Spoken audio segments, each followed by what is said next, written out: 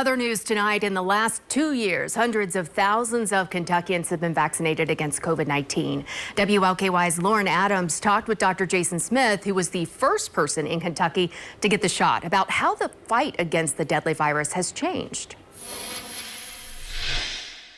I mean, I'll be honest, no one was super excited. We all wanted the vaccine, but we were all kind of scared. But when he rolled up his sleeve on December 14th, 2020, Dr. Jason Smith made history.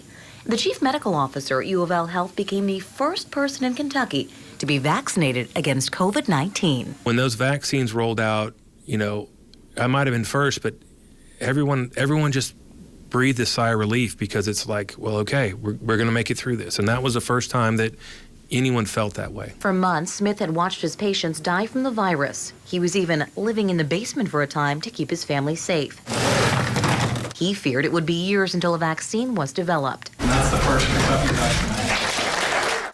But in December 2020, he got the first shot, even keeping the Pfizer vial as a memento. And what he did that day paved the way for something bigger. According to the Kentucky Cabinet for Health and Family Services, nearly 80% of people in Jefferson County have received their first shot, and 67% are fully vaccinated. Slowly, Smith remembers, the tides started to turn. And in recent months, hospitalizations have really leveled off and held steady. At Baptist Health, at their 3 Kentuckiana hospitals, they've got 37 people hospitalized.